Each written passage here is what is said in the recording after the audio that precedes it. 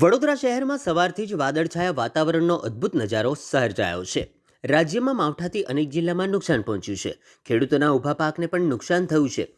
ગ્રામ્ય વિસ્તારોની સાથે સાથે શહેરી વિસ્તારોમાં પણ માવઠાની શરૂઆત થઈ ગઈ છે. ત્યારે આજે સવારથી જ વડોદરામાં શહેરના કેટલાક વિસ્તારોમાં વાદળછાયું વાતાવરણ જોવા મળ્યું હતું. ગુજરાતમાં હવામાનમાં જોરદાર પલટો આવ્યો છે. શિયાળામાં ચોમાસા જેવો માહોલ છવાયો છે.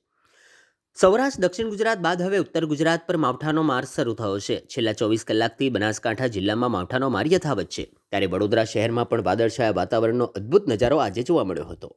શહેરીજનો મૂંઝવણમાં જોવા મળ્યા છે. છત્રી, રેનકોટ પહેરવું કે પછી ઠંડીથી બચવા માટે જેકેટ પહેરવું, વડોદરા શહેરમાં વાદળછાયા વાતાવરણ વહેલી સવારથી જ જોવા મળ્યું હતું.